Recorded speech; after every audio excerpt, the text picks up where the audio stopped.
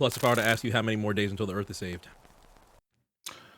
Woof. 155 is the number I'm hearing on the streets. Is that the number? Almost 154 days until the world is saved. Thank God. Thank God. I was close. I was close. Very I knew close. Lawrence Anthony wasn't going to save the world. Knew that much. Lawrence Anthony? Who's Lawrence Anthony? Lawrence Anthony Knight. Lawrence. Oh, man. Lawrence Anthony. Wow. Hey, man. If there's anybody that sung your praises, Lawrence, these two guys right here. We just need you to do a couple things. Just, not wait, a little bit. Just a little bit. Just a little bit. Not too much. Not too much. You can enjoy a championship. You can enjoy a championship. Oh, sure. Just, 154 days away. But Plus and I will have our WrestleMania plan specifically when that time comes in 154 days. Until then, you're back with us with a brand new episode of Recut Gems. Thank you for pulling up. Of course, another Black Print Patreon bonus. We took a little bit of time away within the month of October. Busy time for the channel specifically. A lot of good news. A lot of news that we did not expect on the Black Print Network. So we took a little bit of time to roll some things back, get some ideas together. And now Plus and I are back to continue, of course, Recut Gems with, thankfully, something that I have been waiting for since June, the return of the Alpha Sport Plus. How does it feel? Can we say it like one Magic Johnson? The NBA is back. I thought you was gonna go. I'm about to say, is Magic stressed? I don't know what the Dodgers did. I know what the Dodgers did. Now that baseball's over, I don't know what the Dodgers did. Was it bad? Was it like embarrassingly bad? What, for the Dodgers going outside? Yeah. I don't know when they lost. I think they lost either in the wild card round or the NLDS. I'm not sure. Something like that, right? I mean, hey, he's a part owner of the Washington Commanders. I hate that name. God, he's a part owner of the Washington NFL football team.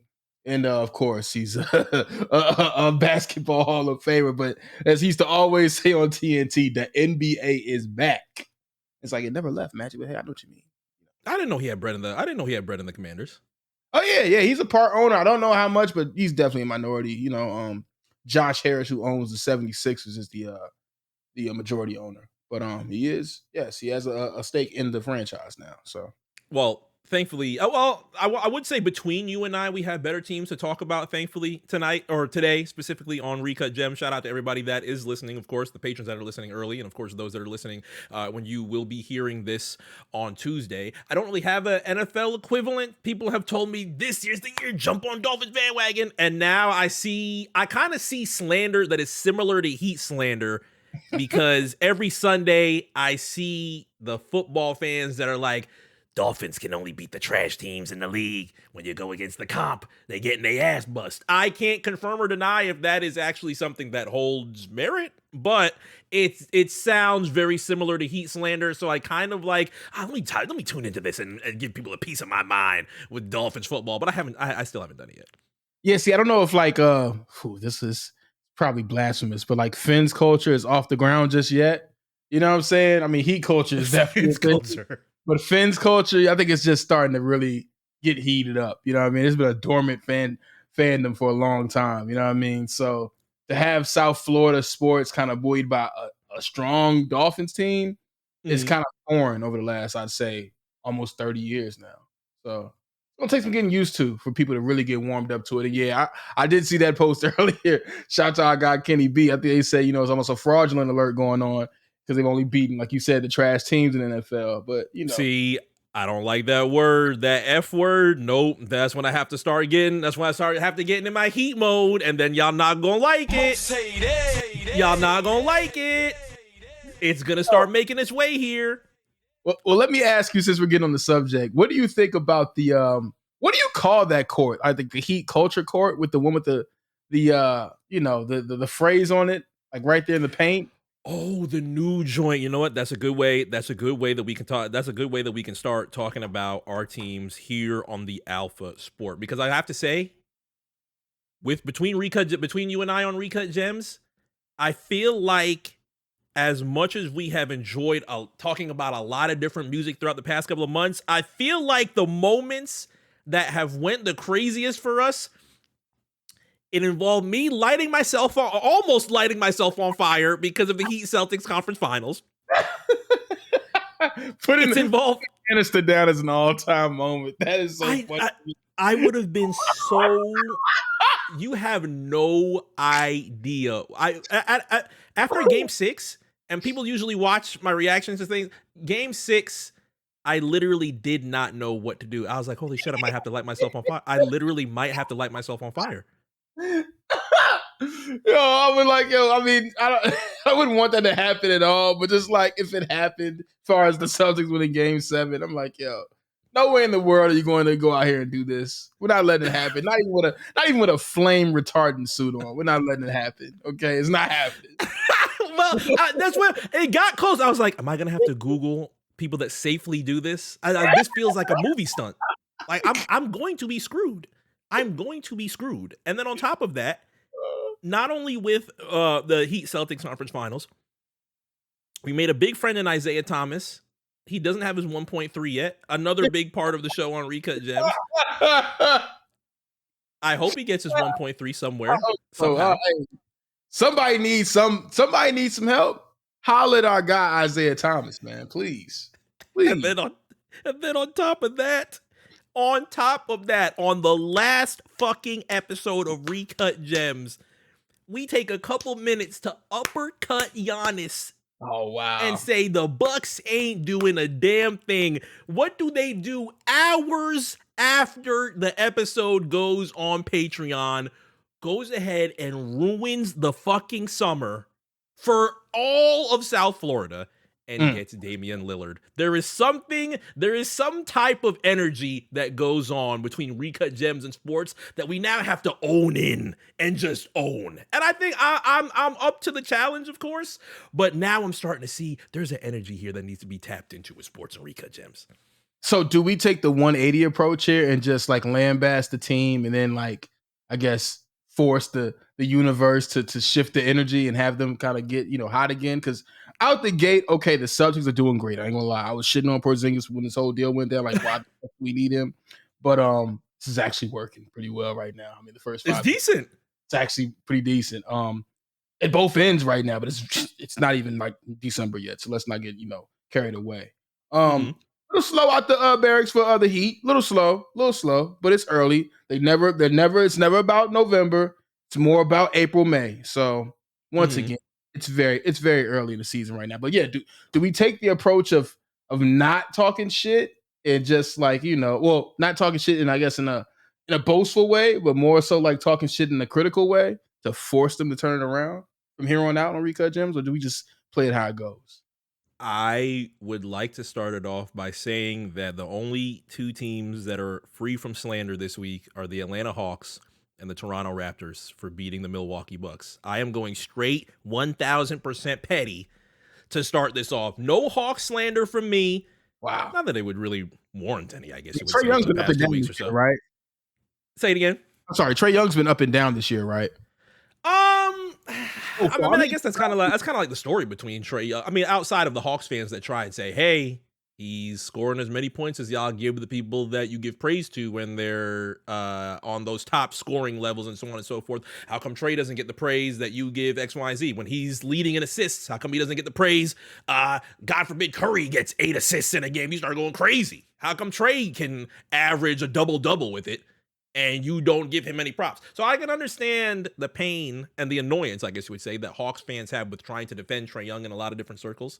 But I'll give him props. It's been 2 weeks so far in the league, and things are looking well for Atlanta so far. They're up pretty high in the East, so I'll let them be. Toronto Raptors, of course, you beat the Milwaukee Bucks. You are slander-free from anybody who beats the Atlanta Hawks, the Milwaukee Bucks. You are slander-free for at least for the month of November. Maybe not in December. Maybe not in December when it's like in-season tournament time. But for now, I will be petty for the month of November. If you beat the Bucks, you are slander-free from me. I also want to talk about the in-season tournament. I mean, are we going to get to the in-season tournament now, which is, a grand idea from Adam Silver to kind of, how should we say, lift something from the soccer world and implement it into the NBA, with the NBA in-season tournament. I saw a tweet from Bill Simmons, and he said, they spent all this money on marketing, and the name they settled on was the NBA in-season tournament, which is true. It's like, it's very generic. I feel like there's going to be some type of dedication to somebody in the near future, whether that's a Jordan Cup or whoever Cup. It's going to be something. It's going to be something in the near future. I'd say the next 10 years. Yeah, the thing about this damn in-season tournament is that there's so many things. I think just from not even a fan perspective, I think even from a player perspective, that is being learned in real time, as a lot of things are being brand new for the league right now. The in-season tournament obviously ends up being the biggest thing that is brand new for the league as of right now. There's new teams that are trying to gel. There's a lot of new different offense, a lot of new different defense, a lot of new different things that are going on in between the Eastern Conference and the Western Conference. But even from like a media perspective, thankfully the TV shows haven't really had huge switches of talking heads that have been on ESPN or on Turner. But it's a little bit. It's a good amount. I think for the most part, one of the bigger stories that have happened throughout the past couple of months, or at least since the season has ended, were the changes that have been made on ESPN to change a little bit of their commentary panel to go on not only for the remainder of the season, of course, but also new voices and faces for the NBA Finals. Have you felt about that?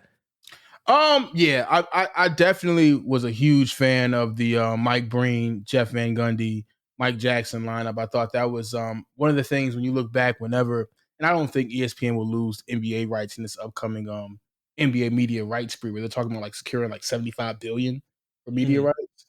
But I think when you think of the NBA on NBC, you're probably going to think of Marv Albert when you think about the booth. Bob Costas was in the booth for a brief time as well, but Marv Albert is probably who you think about for the NBA on NBC, and I believe he had a few pairings. Like he had Mike Fratello at one point, and then I believe he had Bill Walton and Steve Snapper Jones at the end. So I think about those as well. But when you think about the NBA on ESPN or NBA on ABC, either or, you're probably going to think of Mike Breen, Jeff Van Gundy, and Mark Jackson. So to lose that voice, lose that team, which is like what 15, 16 NBA finals they called and all, that's pretty substantial. So it's going to be a lot to see, with Doc and Doris and how that team gels. I mean, it's going to be hard to judge on night one. I believe they did the Knicks Celtics game, and it was almost like it felt like they were all just like getting to know each other on the air, which isn't true in real life, because I believe Doc and Mike Breen are really good friends, and Mike and Doris have worked together for a number of years now, so they all know each other. But it's going to take a while to really get that chemistry down on the air, and it's probably something they're going to work throughout the season. It's going to be weird without the finals, without JVG and Mark Jack going hand down, man down. You know what I mean? It's going to be weird not having that. But we shall see how it goes, though. Who knows? I don't know if Doc's going to be able to have any fresh lingo to try and bring to the panel on ESPN. I don't know, and Doc's really good at that. Well, he was really good at that at once upon a time. I mean, back in the day, he was on TNT before he went to coach the Orlando Magic. And then after he left Magic, in between his Magic and Celtics gigs, he did 1 year on ABC with Al Michaels. He actually was on the 04 finals commentary along with Al Michaels, the one the Pistons beat the Lakers. So Doc has done it at a high level before. It's just been a long time. So, once again, we'll just have to see how it plays out. If Doc starts getting on his Mark Jones and be like, niggas told me he was about to score 30 a night. One of y'all lied to me. I'll be like, I'm kind of rocking with this. I might rock with this. Yeah, I can't see Doc getting real like fresh, #fresh with the lingo. You know what I'm saying? I would be shocked if Doc is looking at the timeline for inspiration. If it might be old school, he'd be like, "Oh, sock it to me, a good windmill jam." You either sock it to me, I'm out of here. I'm out of here, Doc. I'm just gonna let you know that right now. I'm out of here. ABC is prone to like have classic songs like "Tell Me Something Good" go into a commercial. So I was like, "Yeah, tell me something good. You see this 10-9 run? It's 10-0 run. It's crazy." You might do something like that. You might see that on the show, on the broadcast, as you say. Curry's is going crazy. Boom shakalaka, Curry did it again. That's right. I hope not, Doc. Get us right, Doc. Get us right.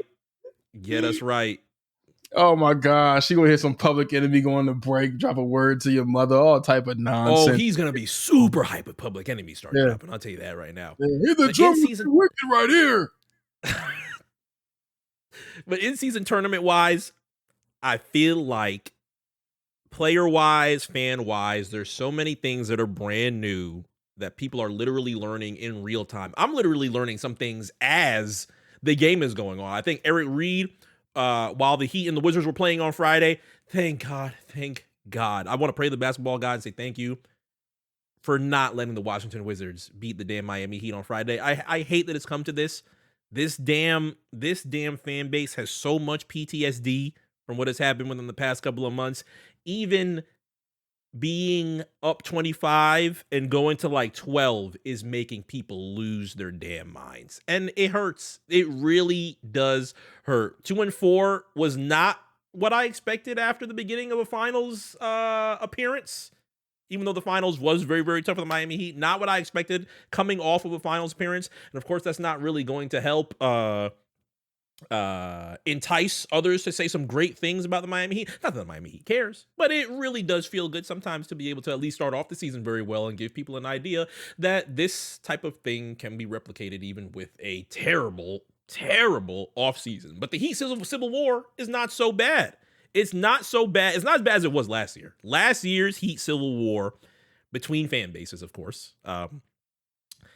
It was so stressful that it felt like everybody was fighting on the timeline for like months or so. The people that were saying we're going to miss the playoffs, the people that are saying you might as well just tank for the draft pick, you might as well just do X, Y, and Z because you're not doing anything in the NBA playoffs. We're bad. We're losing games. Every single fucking game is a close, clutch game. No 20-point blowouts. No huge wins. Nothing like the 50-point win that you guys just that Boston just had against Indiana. Yeah, man. Shout to the Pacers, but woof. That does not happen in Miami land. That just does not happen in this area. You're used to clutch games every single night, and that made the fans of the Miami Heat, of course, bicker and fight all year last year. Now, obviously, this ends up being an extremely embarrassing offseason for everybody that ended up wanting. Before the offseason, of course, he ended up having the Bradley Beal situation. Bradley Beal ends up going to Phoenix. You get the reports afterward that says Bradley Beal was looking at all of that and said, hey, I was kind of interested in what Miami wanted to do. That's who I really wanted to go to. But then days came and it felt like, there wasn't that high of an interest.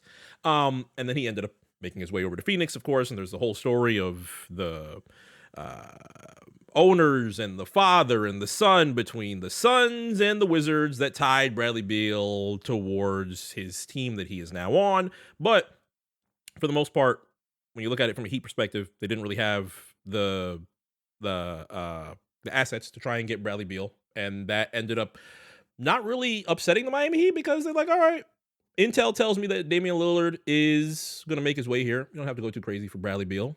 They did not. And then you did not get Damian Lillard. So I think for the most part, fans' perspective is like, okay, it's not us. I don't think it's the point that it's like you're watching the Heat and it's like nobody wants to come play for the Miami Heat. This feels terrible as a fan. I don't know how Jimmy Butler, Bam Adebayo, Tyler Hero, and the entire cast is supposed to get help here. But it's not that. You have two huge players in the NBA saying, yeah, I want to go play for the Heat, please. Please let it happen. Please get it done. And then it doesn't get done. And now most of the fans, for the most part, are just like, okay, so it's not us. People want to actually play for this team, just not getting them. So who do we look at? So now every time Mickey Harrison tweets, it's sell the team, get the fuck off the team, sell the team. Jeff Bezos is coming to Miami. Please sell to Jeff Bezos. I'm just like, okay, I mean, that's a little bit better than what was going on last year. It's a little bit different, but I welcome that more than I do the fighting and the bickering towards fan bases to just win games like it was last year. That's kind of crazy to have that smoke for Mickey Harrison when he's only had the most successful South Florida franchise in the last 30 years. You know what I mean? He's only the guy who's brought a winning culture to the Florida basketball. I feel like I'm talking like Dan Levitar right now, but no, it's true though. Like I mean, I think that the league realizes, and I'm going to say the league more as being specific, GMs of the league realize that Miami Heat are pretty formidable with many less parts, and that speaks to, without a lack of a better phrase, Heat culture. Like they have a really great coaching team down there. I mean, Spoelstra, we know his track record now, but I feel like they don't want to. And then the Heat are, you got Pat Riley there still wheeling and dealing, and he's shrewd, to say the least. So to say that he wasn't putting certain pieces on the table, we'll never know. I mean, didn't he have a press conference where he tried it out, Tyler, and said we weren't trading him? Like we didn't put him on the market. Didn't he say that? Yeah, they said he wasn't part of any. It probably. I mean, hey, whether or not I'll put my Drewski hands on it. Whether it was or not. But then again, the way that people talk about Tyler Hero all the time, I'd be feeling so bad for Tyler Hero. Tyler Hero has literally been in trade scenarios as a 18 or 19-year-old kid, literally his rookie season, when they were entertaining conversations about getting James Harden, Chris Paul, Russell Westbrook, and that was just the rookie season. That was around that time. Then James Harden makes his way to Brooklyn, makes his way to Philly, now in Los Angeles. And so many things have happened throughout those past couple of years. Hero has been involved in trade situations literally every single year. And that's got to be tough. I know that's got to be tough. I already know the focus that he had on just wanting to start for the Heat was already tough enough for Tyler Hero. But now seeing the general response around the league, especially throughout these trade scenarios and trade packages, on what his worth is, has to be something that was probably difficult at first. But now, from what it's looked like for the past five games, has lit a fire under him to now be scoring. I think he's scoring 25. I said that it might be 30, and I said that it's going to be 30 a night when I seen him in the red and white game to start off the season. 25 is right around the area that I would like. I'd love 30. You can get 30, Tyler. 30 a night would be amazing. But 25 is something that I'm just like, okay, he's extremely pissed off on what has happened throughout the past couple of months and now wants to, elevate his game, especially in a time where he couldn't even do that in the NBA playoffs because he ended up removing himself from, well, not removing himself, but he ended up getting injured in the first round. And he couldn't even play those huge moments against the Knicks, huge moments against Boston, huge moments against Denver. Who knows what would have changed with those series with Hero's presence? You know what I'm saying? So those types of things I think are things that I like to see from Tyler Hero when he ends up playing the way that he's playing as of right now. Obviously, you want to clean up 2-4, and we have the Lakers as of right now, for the patrons that are listening early, Heat Lakers going to be tonight.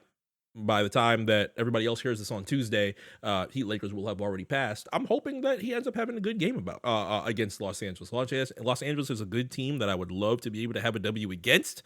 On top of that, you have the winless Grizzlies after that, and then your next in-season tournament game is going to be, I think, next week against the Hornets. But not only will I have to double check if that is a in-season tournament game, because it should be every Tuesday and Friday, I'm going to have to double check everything else that is going on between these rules, because these rules feel like something that is it's going to be tough for a lot of, I'd say, passive fans that are kind of like fluctuating between NFL and NBA right now. Just be like, what is this brand new thing that NBA is doing? And they're going to try and make their way into now learning brand new rules for games that still count towards regular season, but also count towards points to go towards a tournament that you're going to have knockout rounds in. And the leaders of that are going to be included with the runner up of the highest group in the Eastern Conference and the Western Conference. And then the semifinals and finals are going to make their way out to Vegas for a neutral site. All of that feels like things that are just going to be a little bit overwhelming to fans right now. And it might be overwhelming to players to try and get a grasp of everything that is going on with this new tournament, as far as the importance of this new tournament as well.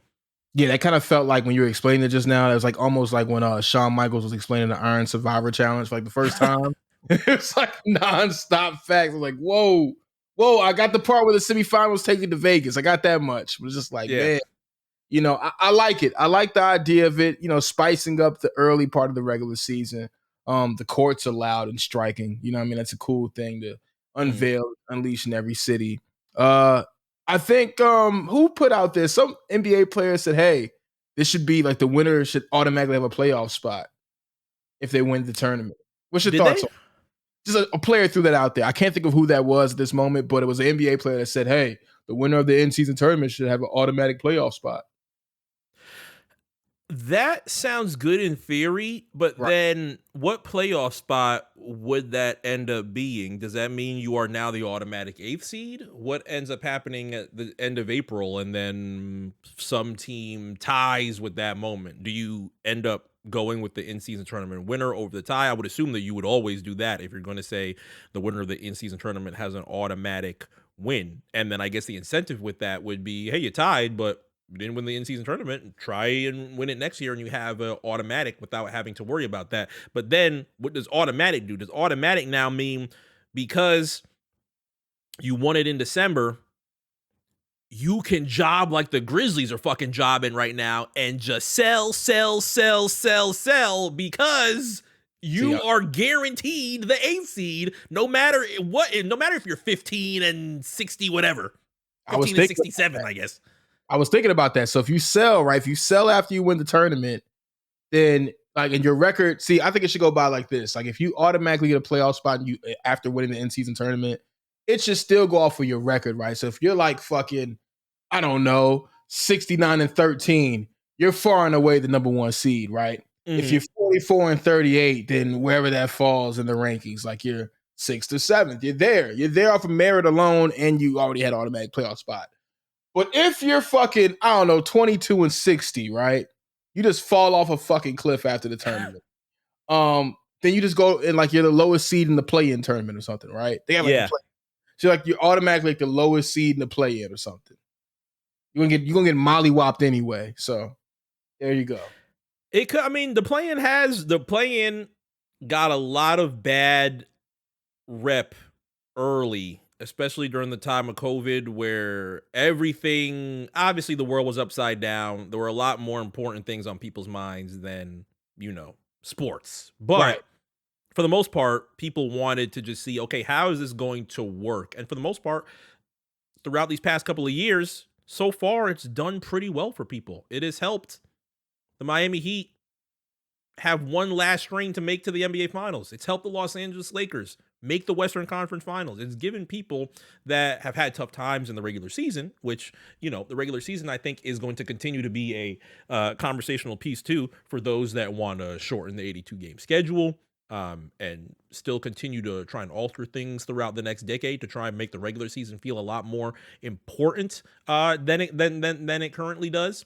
That conversation is also going to continue, but I feel like as time has passed, people have became a lot less indifferent on the play-in and actually look forward to the play-in. Right now, I feel like it's damn near 95-5 or 90-10 as far as those that are indifferent to the in-season tournament and those that are not. And depending on whether or not your team ends up doing really well in the in-season tournament, you might, get real happy. You make the semifinals. You might actually, give a lot more interest towards that. Or even if you win the NBA Cup, that might be something that is important to you. It might come with a lot of jokes, obviously, on the timeline, and everybody be like, they're celebrating the NBA Cup, so on and so forth. But no banners, please.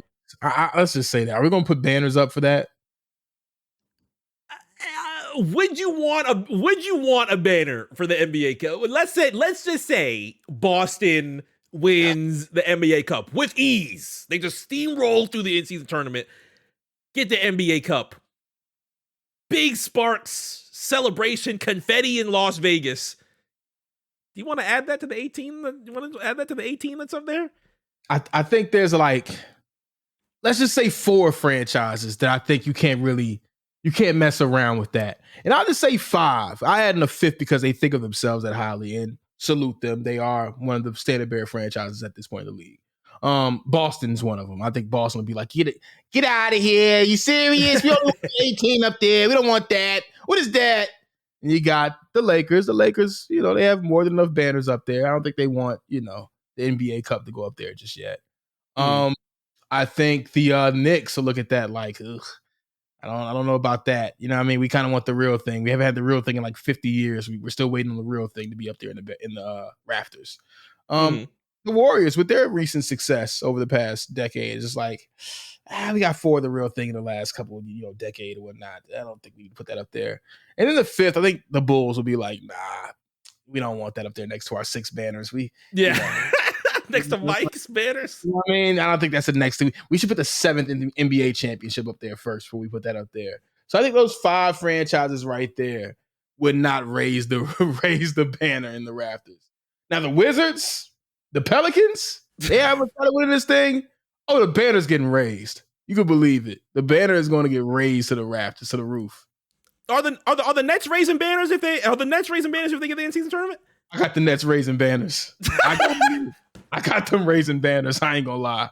The Nets are crazy enough to do it. The Knicks ain't doing it.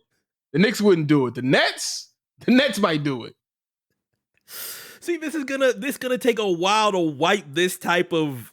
I don't even want to call it a smudge because it's not. Nothing bad has happened yet. Friday night was a good first day of basketball. And we're going to get more. Well, we're not going to get more Tuesday. We're not going to get more today because it's election day. They don't play any games on election day. But Friday, they're going to continue. Next Tuesday, they're going to continue. And then throughout the month of November, it's also going to continue until we get the knockout games in the beginning of December. But I just feel like this is such a burden that I'm happy is not on the fans and is on the front office of the NBA to try and figure out the different types of ways that you can entice not only new fans, but also current fans, long-time fans of the NBA to tap in and watch something new. As you brought up TV deals earlier, TV deals are going to continue to refresh and new information is going to come out until that huge contract comes out. You want to make sure that you have exciting, brand new things to offer if you're going to get huge TV deals. God forbid, the NFL just decides to say, hey, this is all we got. NFL can ride on those type of laurels and be like, hey, you pretty much know what we bring towards your network.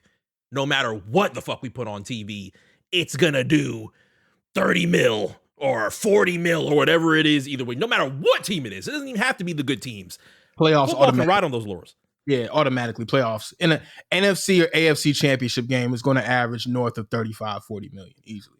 No matter the participants. You know what I mean? If it's the Cowboys in the NFC championship game, 60 million. You know what I mean? So, yeah. NBA doesn't have that. I just don't think NBA has that. And no, but Gary, it is number 2 now as far as viewership goes in America.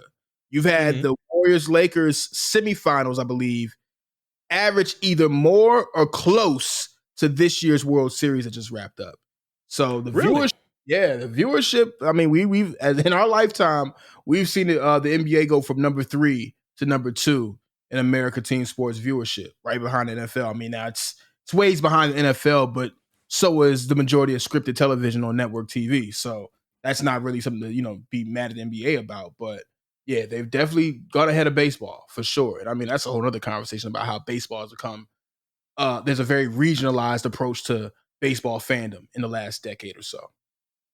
And thank God we missed the moments where the NBA finals were coming up on 10 p.m. on Sunday nights. Thank God that was not our era, because this would be mind blowing to somebody that watched back then. And you're like 1980. You're like, say, man, you gonna stay up tonight and watch this tape delay? I don't know, man. And you don't know unless you watch the news or something. You don't know like the outcome too. That's also think about that in that world. Like, there's no social media, there's no internet.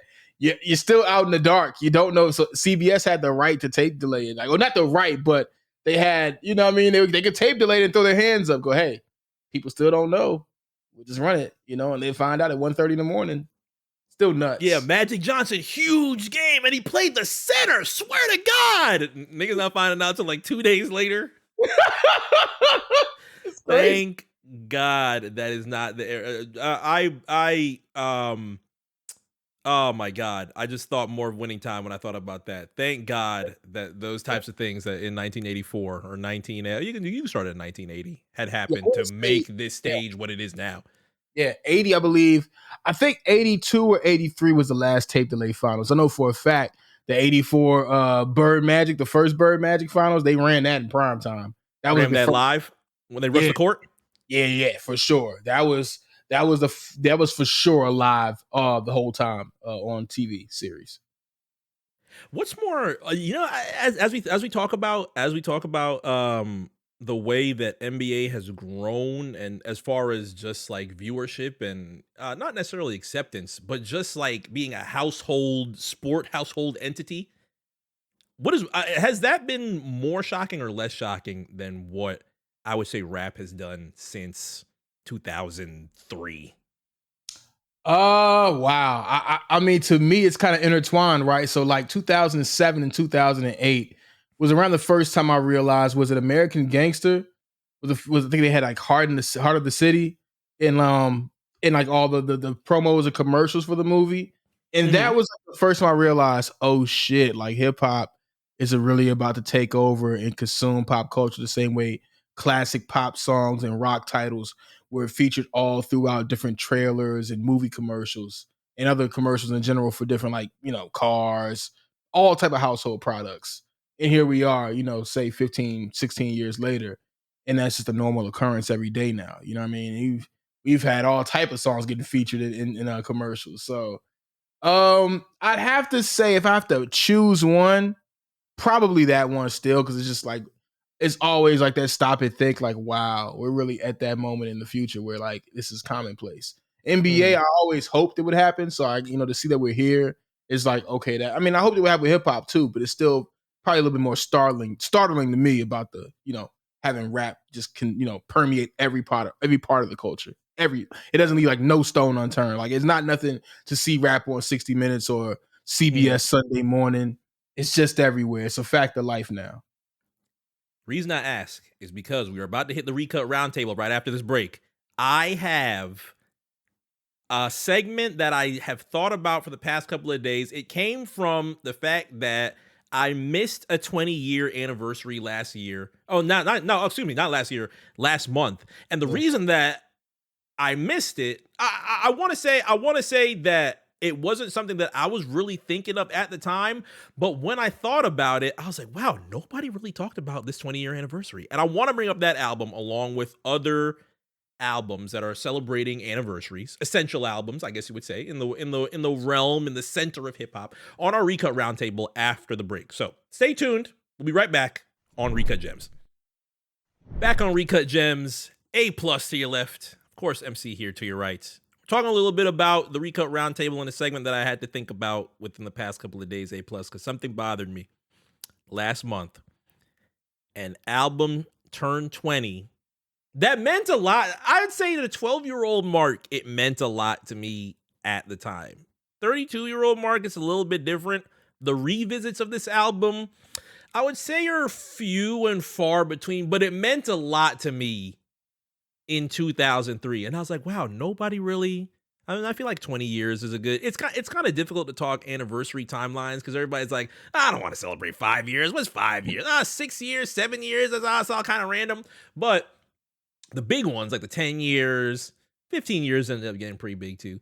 20 years, 30 years, those end up being ones that like really get celebrated online on the timeline, and people that go and revisit these albums.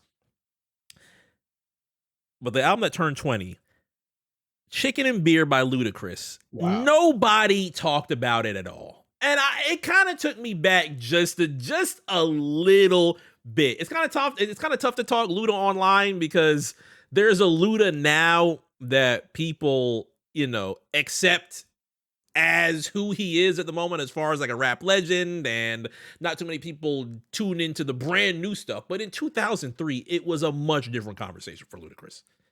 Yeah, what would you say is the most celebrated Luda album out of those first three? I'm kind of leaning towards Word of Mouth. I love all three. I kind of more partial to the first two than Chicken and Beer myself. Because I loved What's Your Fantasy from the first time I heard it on the radio, like in a mix show. It just stood out to me. So yeah, I was a big fan. I had Back for the first time. I had all three albums in the Red Light District too. But when it comes to Chicken and Beer, though, I did like the album. I thought I wanted to hear more from Luda at that time. Like I thought I was gonna hear a little bit more seriousness from Luda, but he is who he is, and he made a good album. I mean, Blow It Out was dope to me. What else I liked? Of course, Stand Up was a hit. Splash Waterfalls is a hit. He had a video for Diamond in the Back, which is crazy. It was dope. P Poppin' is classic. Come on now. Super classic BT Uncut record. What are we talking about? Right. We got at something, one of those things where like at first it was an If You Know record with the ascent of 2 Chainz. People like went back to it, like look at it, and then people like when they went back, they was like, "Oh, Chingy killed this shit." I was like, yeah. Everybody does that when they go back to that song. It's like, yo, oh my god, Chingy was like, yo, yeah. Don't forget Chingy was in his prime at the time. Niggas do not remember how Chingy got a lot of different comments, I guess you would say, in that 2003 time. I still feel like Chingy has at least one classic. I am prepared to fight about it. Oh yeah. It involved a member of Smart Guy. Yeah, One Call Away. I will fight somebody over saying One Call Away was whack. Thank you. Why do niggas say One Call Away was oh, you really listen to that? Yes. That's corny. That's not real. That's not real analysis right there. If you're saying that's revisionist history. You're right. You're fronting like you weren't there. You were not there. If you're saying it's whack, I'm sorry. That dominated the radio so bad in 2000. Well, Jackpot came out what I think next month ends up being 20 years for Jackpot. Yeah. And One Call Away obviously wasn't the first single, right? There ended up being the first single, but One Call Away dominated so hard in spring of 2004. Niggas have to stop playing around on not listening to One Call Away. I'm not gonna believe you, and it's clearly a good record. Like it's not. You can find the lines. You know how niggas try to find the lines, be like, oh, y'all niggas listening to she was with her mom at Bank of America with a son. Stop picking the bad line. Stop picking the bad lines. Hey man, it was word how the overall theme of the song. It was word how they met, huh? He was yeah, exactly. You know what I'm saying? Was it whack?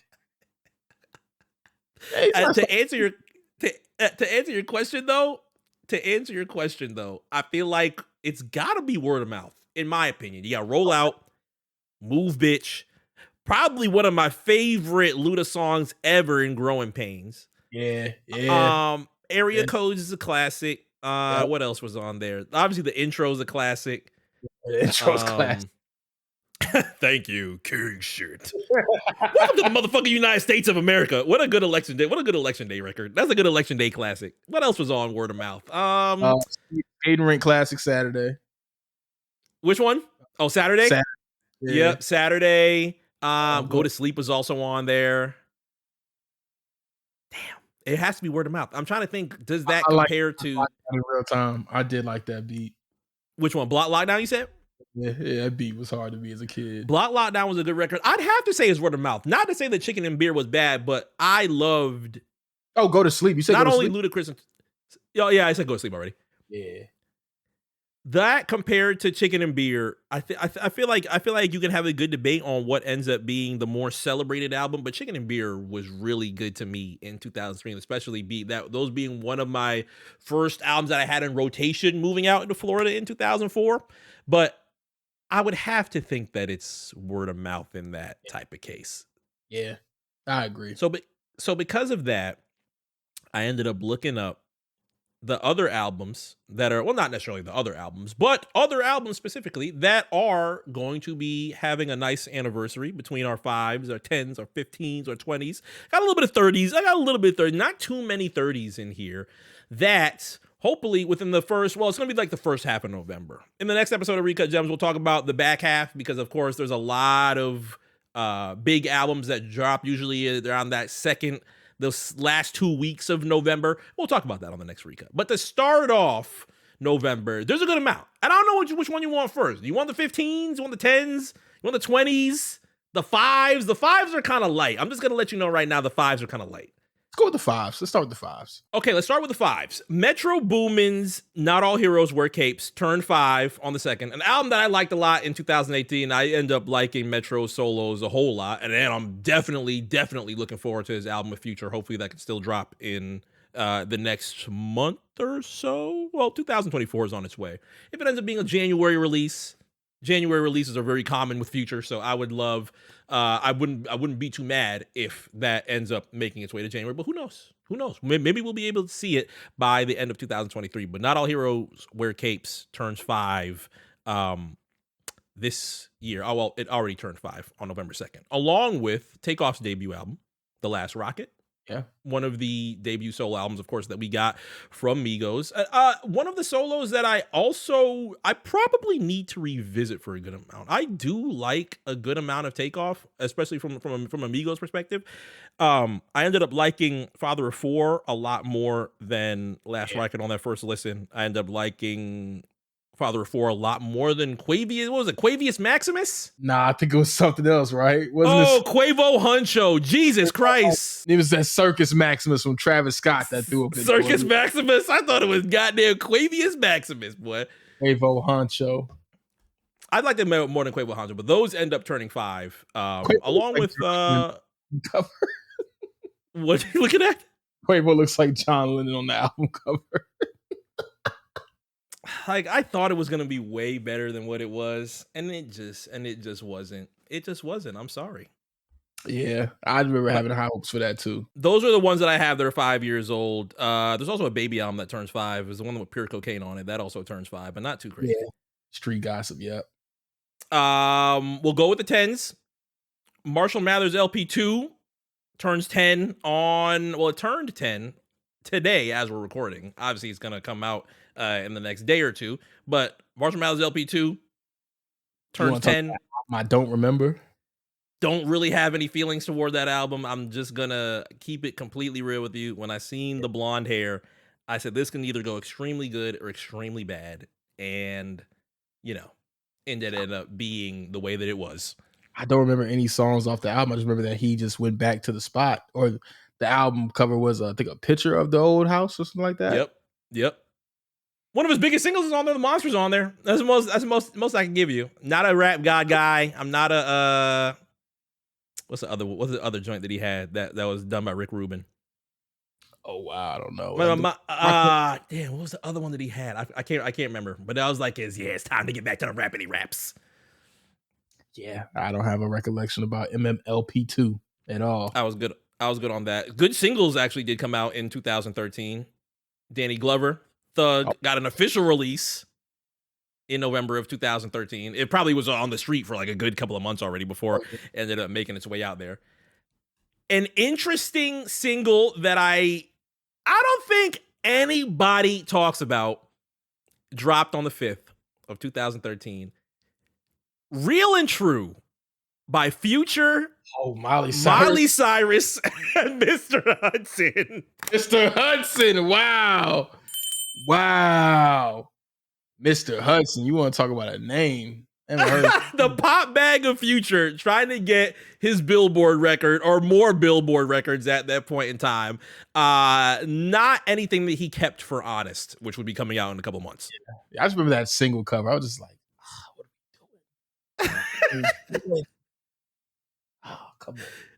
And not much outside of for the remainder of 2013, outside of for my R&B heads, Jhené Aiko dropped what was it, the Souls or the 12th? Which one?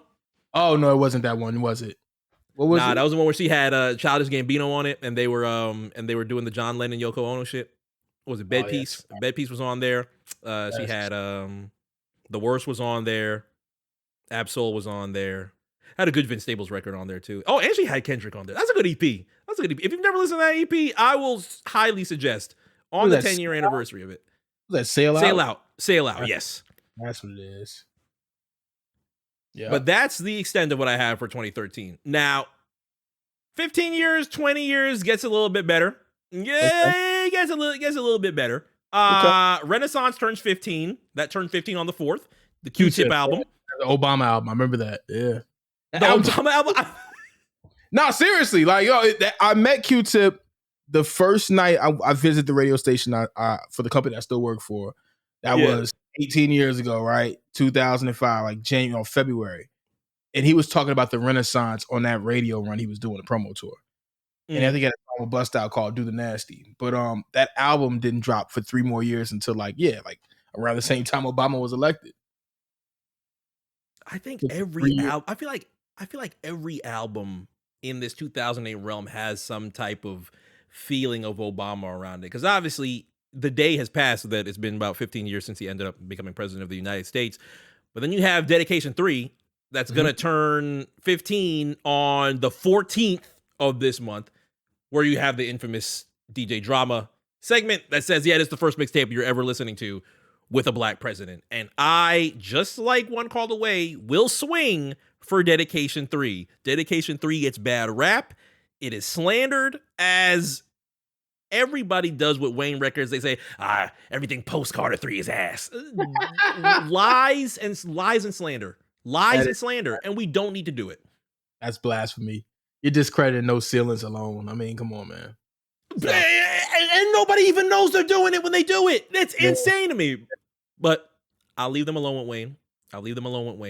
As we talked about, Luda, Theater of the Mind, turns 15 on the 16th. Wow. It's been that long. That's amazing.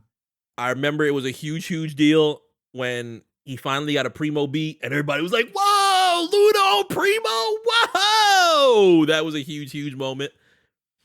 What was the song called? It was like Southern something with like the narration on there in between the verses. He had all those different types of narrators, those movie, because he has to get in his movie bag now that, well, once Crash Crash was 4 years old by the time Theater of the Mind came out. Yeah.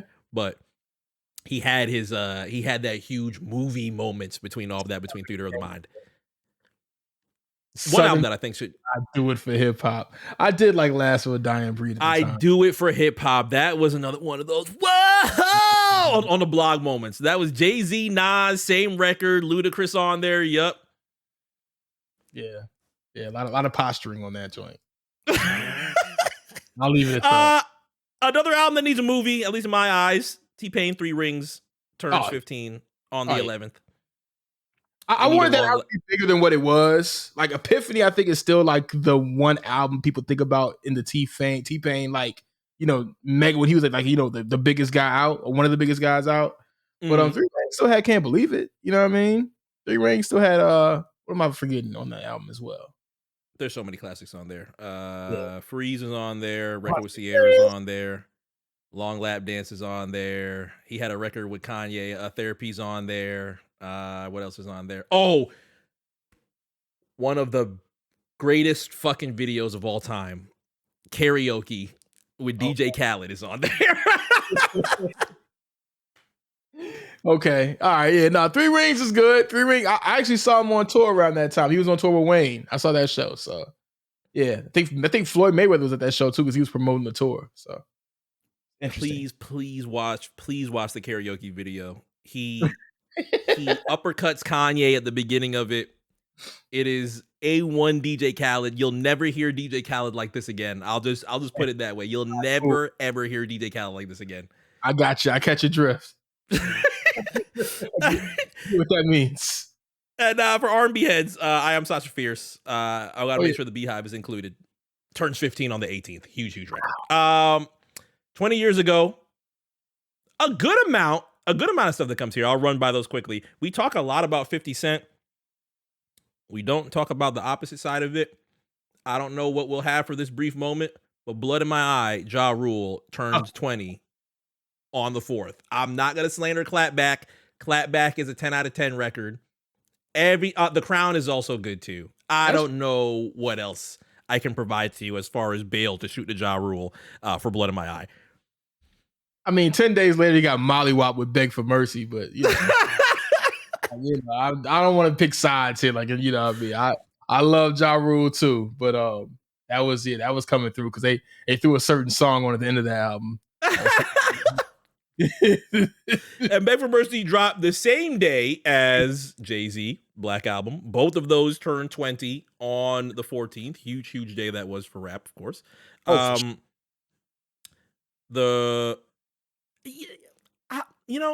This entire soundtrack, I might not have the most memories of, but Running Dying to Live was what, as a 12-year-old kid, that was this is the realest shit I ever heard in my fucking life. Tupac Resurrection soundtrack turns 20 on the 14th. I can't really speak to the whole soundtrack, but I loved Running Dying to Live. I'll say this much. I did not hate that song, but I laughed at it because, and this is like, to me, it just takes me back to high school when I say this, but I couldn't take Eminem's production that serious at the time. I always felt like he was funny with those different sounds. Like I always knew an Eminem beat when I heard it. It was like the little burn, dun, dun, dun. It was like, yo, it's always like it's supposed to be kind of funny on these beats. You know what I'm saying? So I couldn't always take that song 100% seriously. It on top of the mashup stuff, but it's just that Eminem production, man. It used to always make me laugh. I'm sorry. Now, there is a mixture between 25s and 30s. The 30-year anniversaries ends up being pretty small. Not album-wise, of course. Enter the Wu-Tang by the Wu-Tang Clan ends up being one of the biggest albums of all time. That turns 30 on the 9th, same day as Tribe Called Quest, Midnight Marauders. That also turns 30 on the 9th. There's an album that we're not going to reference by name. That also turns 30 on that turned 30 on the 3rd. Clearly you did not see anything written about it outside of what you may have heard on B-sides, which I'm not sure if patrons 12 songs on that album. That's all we'll say. I'm just gonna say it's 12 songs. Album. Got 12 songs on the album. But the biggest that recently had a good anniversary ends up being the 25-year anniversary of 400 Degrees by Juvenile. I've seen many, many different things written about it. Plus, what does 400 Degrees mean to you? Oh my gosh. Well, I just had the chance to see Juvie live last weekend on the Legends of Hip Hop tour, and that was dope. I enjoyed the Tiny Desk, but let's just go back to when it all started, right? When I first saw the Hot video. I'll be honest, man. It sounds like generic to say now, but it was so strikingly different than every other video that would come on Rap City. It stood out immediately. The way they were shooting, like it was a day in a life type of deal. It felt real. I ain't gonna lie, it felt real, man. Like seeing the cops in the video, all that like it felt real. It looked like a documentary with a song included.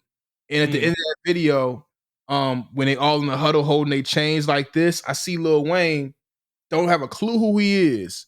But he's got a chain. I'm like, that little kid is a somebody. And then, months later, he's in the Bling Bling video. I was like, I knew he was somebody. You know what I'm saying? I'll never forget that feeling.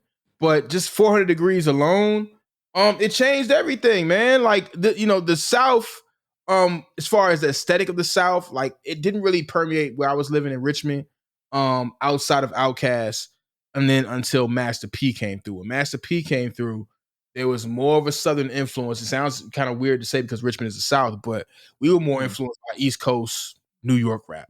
Like I said, sans Outkast. It was all East Coast mostly all the time. And then Master P came through and that changed the game. So when Cash Money came through and changed it again, people in Richmond really gravitated towards everything they had going on, from the white tees, Jabos, really everything except the Reeboks. I don't remember too many pairs of Reeboks on the street. But Jabos and white tees and the music alone, 400 Degrees changed a lot. You couldn't go anywhere without hearing it. Pretty much, it was like Rough Riders, Rockefeller, and now Cash Money in the rotation. Yeah, man, that ends up being one of our biggest birthdays. I must say, there was a lot of different celebration towards it on the timeline compared to anything else that is having anniversaries currently. Of course, if you have not ever tapped into that album fully, along with any of the other ones that we brought up on the Recut Roundtable, of course, be sure to do so. We'll have new albums that we're going to talk about that's going to cover the back half of November, those last 2 weeks of November, because there's a lot of things that turn 15, 20, 10, and so on and so forth. We'll cover that, of course, on the next episode of Recut Gems, along with what else we have to talk about in the next few weeks of games. the play-in tournament, Jesus Christ, the in-season tournament is going to be making its way in December. We'll have a lot more to talk about with that. And yeah, we'll just continue with our return, of course, to Recut Gems. Big shouts out to everybody that has tuned in this week. Big shouts out to everybody in our brand new NBA section on the A Show Discord. Everybody's going crazy and sharing parlays, wins and losses in the A Show Discord, or that NBA section. So of course, big shouts out to everybody that has been a part of that and wanted us to, be a part of this new NBA season. I think it's going to be something that's really exciting for us. So until then, you'll see it from us in 2 weeks. Brand new episode of The Black Print will be coming out next week for everybody to be able to listen. Should be episode 49, getting very close to episode 50. So that'll be on its way soon, along with our plans for the ASF list. You'll be hearing that for our 2023 rendition very soon as the year ends. And until then, we will see you then. Peace.